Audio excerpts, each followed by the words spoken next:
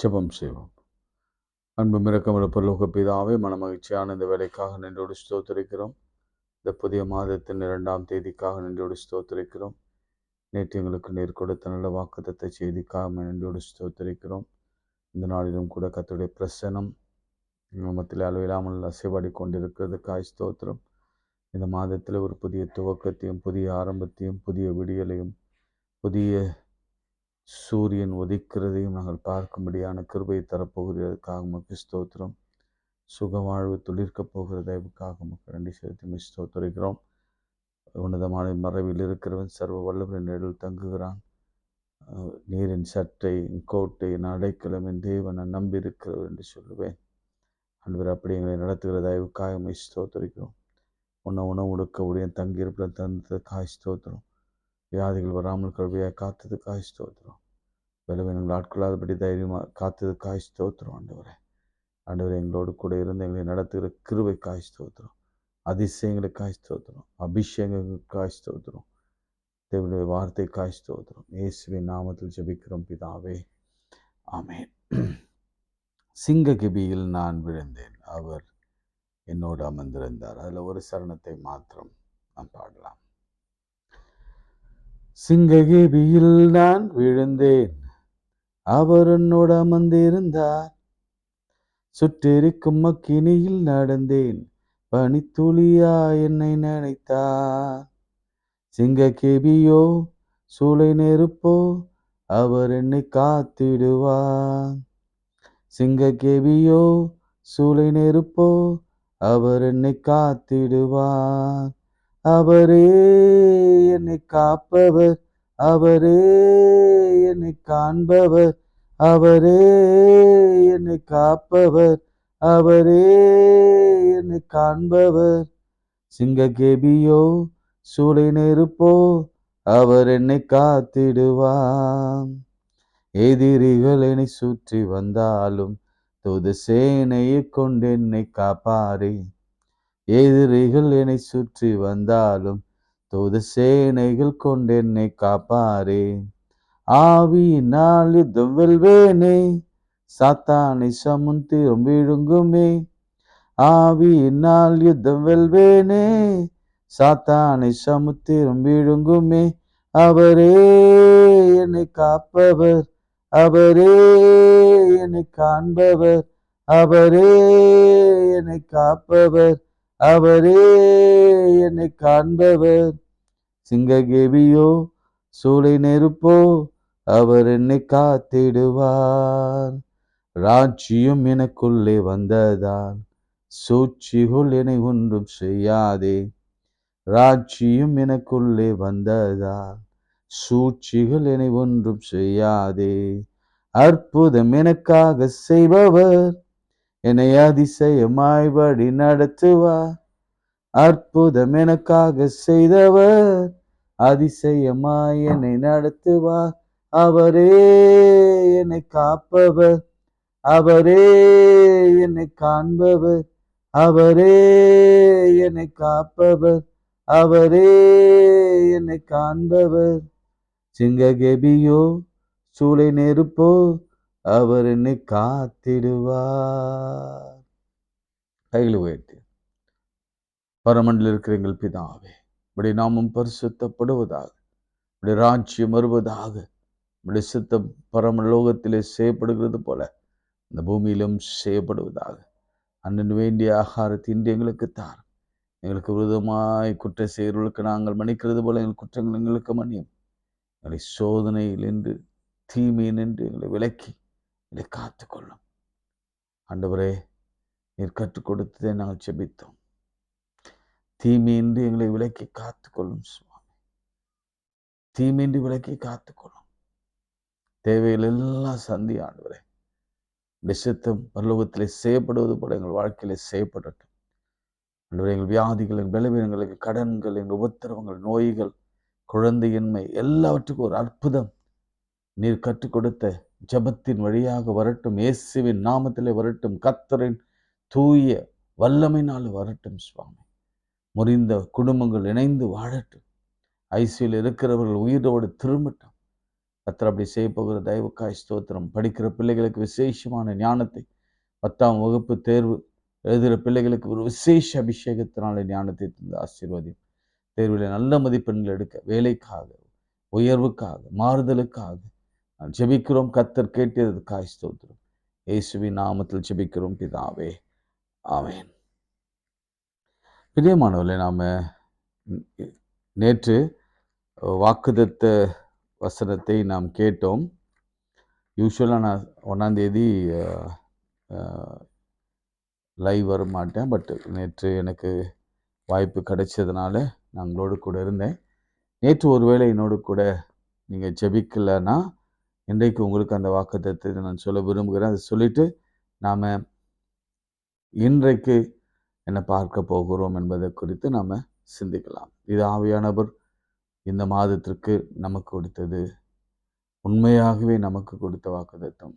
Seriously இந்த வசனத்தை எப்படி ஆண்டவர் என்னிடத்தில் கொண்டு வந்தார் என்று எனக்கும் ஆண்டவருக்கு தான் தெரியும். ஆனால் உண்மையாகவே இது அநேகருக்கு யூஸ்ஃபுல்லாக இருக்கும்னு ஆண்டவர் கொடுத்தார். ஏசாயா 58ஆம் அதிகாரம், அதில் முதல் 7 வசனங்கள் உபவாசத்தை குறித்திருக்கும். அதன் பிறகு உபவாசத்துக்கு பிறகு வருகிற நன்மை குறித்திருக்கும். அதுதான் இந்த வாக்குத்தத்தமாக சொன்னேன். திரும்ப அதை சொல்கிறேன், நல்லா கவனிங்க. நீங்கள் உபவாசம் பண்ணி முடித்த பிறகு, அல்லது தானியேலை போல நீங்கள் உபவாசம் பண்ண எண்ணம் வைத்த நாள் துவங்கி, அந்த நாள் துவங்கி நடக்க போகிற காரியங்கள் என்ன பார்க்கலாமா? அப்போது விடியற்கால வெளுப்பை போல முன் வெளிச்சம் எழும்பி, உங்களுக்கு ஒரு விடியல் கிடைக்கும். எல்லாத்துக்கும் ஒரு விடியல். உன் சுக வாழ்வு, நல்ல ஹெல்த்து, சுக வாழ்வு சீக்கிரத்திலே துளிர்த்து, ஆரோனின் கோல் துளிர்த்தது போல துளிர்க்கும். உன் நீதி, அதாவது உனக்கு அநீதி அழிக்கப்பட்டிருக்கலாம், இந்த மாதம் உனக்கு நீதி உனக்கு முன்பாக போகும். 4வதாக உன் மகிமை, கர்த்தருடைய மகிமை உன் பின்னாலே உன்னை காக்கும். இஸ்ரவேலை காக்கிறவர் அவர் உறங்குறதும் இல்லை, தூங்குறதும் இல்லை. கர்த்தர் உங்களை எல்லா தீமைக்கும் அவர் விலக்கி காப்பார். இந்த மாதம் முழுவதும் காப்பார். அவர் உன் போக்கையும் வரத்தையும் இது முதற்கொண்டு நடிக்கும் காப்பார். நேற்று இந்த வார்த்தையை நான் கொஞ்சம் பேசலை. கர்த்தர் நித்தம் உன்னை நடத்தி மகா வறட்சியான காலங்களில் உன் ஆத்துமாவை திருப்தியாக்கி, எல்லாரும் சாப்பிட்டு திருப்தி அடைந்து 12 கூடைகள் நிரப்பி எடுத்தார்கள். மீதம் எடுக்கிற மாதம் இது. கர்த்தருக்கு காத்திருக்கிறவர்களோ புது பலன் அடைந்து, அதே போல உன் எலும்புகள் எல்லாம் நினமுள்ளதாக்கி, ஆண்டவர் எலும்புகளை கூட இந்த மாதத்தில் அவர் பார்க்கிறார், குணமாக்குகிறார். நரம்புகளை, உடல் உறுப்புகளை, சிந்தை மண்டலங்களை, ஆவி மண்டலங்களை கர்த்தர் குணமாக்குகிறார். ஆமென். அதே போல நீர்ப்பாய்ச்சலான தோட்டத்தை போலவும் நீ வற்றாத நீரூற்றை போலவும் இருப்பாய். அப்படியே தொடர்ந்து நிறைய வாக்குத்தத்தங்கள் சொல்லப்பட்டிருக்கிறது. நான் தொடர்ந்து உங்களுக்காக வருகிற காலங்கள் சொல்கிறேன். இதுதான் உபவாசத்தின் ரிசல்ட். ஃபாஸ்டிங் ப்ரேயருடைய பலன் இதுதான். இன்றைக்கு நான் தானியேலிருந்து ஒரு பகுதியை மாத்திரம் நான் வாசிச்சுட்டு நான் உங்களுக்காக ஜெபிக்க விரும்புகிறேன். தானியேல் 6ஆம் அதிகாரம். தானியேல் 6ஆம் அதிகாரம் 6ஆம் அதிகாரம் 3ஆம் வசனத்திலே, இப்படி இருக்கையில் தானியேல் பிரதானிகளுக்கும் தேசாதிபதிகளுக்கும் மேற்பட்டவனாயிருந்தான். தானியேலுக்குள் விசேஷித்த ஆவி இருந்தமையால் அவனை ராஜ்யம் முழுமைக்கும் அதிகாரியாக ஏற்படுத்த ராஜா நினைத்தார். அதாவது ராஜ்யம் முழுமைக்கும் அதிகாரி ஏற்படுத்த ராஜா நினைத்தானா? ராஜ்யம் முழுமைக்கும். இது நடந்ததா அப்படின்னு பார்த்தா அங்கே ஒரு பெரிய தடை வந்து விட்டது. பிரியமானவர்களே, எப்பொழுதுமே வாழ்க்கையில் நம்ம உயர உயர உயர நம்மை தடுப்பவர்கள் கூடவே வருவாங்க. அது என் வாழ்க்கையில் நான் பார்த்துருக்குறேன். உங்கள் வாழ்க்கையில் நீங்கள் பார்த்துருப்பீங்க. ஜான் ஏறுனா முழ சறுக்குன்னு சொல்லுவாங்க. இப்போதான் கொஞ்சம் உயர்ந்த மாதிரி இருக்கும். ஆனால் நம்மை சறுக்கி இழுக்கிற ஆட்கள் உண்டு. இந்திய கிறிஸ்தவரை பற்றி சொல்லுவாங்க. எப்படி சொல்லுவாங்கன்னா, நண்டு மாதிரி. ஒரு குவளைக்குள்ளே நண்டு இருந்தால் அது என்ன செய்யுமா, மேலே ஏற நண்டையும் அது கீழே இழுத்து விடும் என்று சொல்லுவாங்க.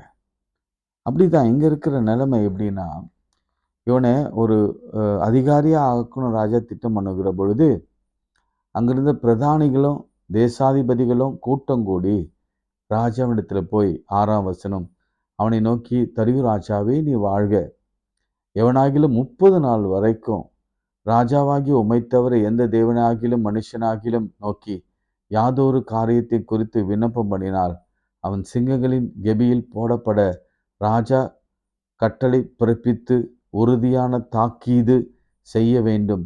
ராஜ்யத்தினுடைய எல்லா பிரதானிகளும் தேசாதிபதிகளும் பிரபுக்களும் மந்திரிமார்களும் தலைவர்களும் ஆலோசனை பண்ணி கொண்டிருக்கிறார்கள். ஆதலால் இப்போது ராஜாவே, மேதியருக்கும் பெர்ஷியருக்கும் இருக்கிற மாறாத பிரமாணத்தின்படியே அந்த தாக்கீத்து மாற்றப்படாதபடி நீர் அதை கட்டளையிட்டு அதற்கு கைத்து இட வேண்டும் என்று என்றார்கள். அப்படியே ராஜாவாகிய தரியு அந்த கட்டளையின் பத்திரத்திற்கு கையெழுத்து வைத்தார். எப்படி அவங்கள ராஜாவை மாற்றிட்டாங்க பாருங்க. ஏன்னா மேதியர் பெர்சியர்லாம் அப்படி பண்ணுறாங்க. அதில் நீங்களும் இதில் கையெழுத்து போடுங்க. என்னன்னா 3 மாதம் வரைக்கும் ராஜாவை தவிர வேறு யாரும் வணங்கக்கூடாது அப்படின்னு ஒரு கட்டளை. எப்பவுமே இந்த போதைன்னு சொல்லுவாங்க, பதவி போதை, பதவி மயக்கம், பதவி வெறி, அது ஒருத்தனுக்கு வந்துருச்சுன்னா அவனை ஈஸியாக ஏமாத்திடலாம். இங்கே அப்படிதான் எப்படியாவது தானியலை அழிக்க வேண்டும் என்பதற்காக இவங்க தரியு ராஜாவை கையில் எடுத்தாங்க. தரியு ராஜாவுக்கு ஒரு வீக்னஸ் என்னன்னா, அவரை எப்போதும் புகழ்ந்து கொண்டு இருக்க வேண்டும், அவரை உயர்த்தி கொண்டே இருக்க வேண்டும், அவனை வணங்க வேண்டும். இந்த உலகமும் அப்படிதான்.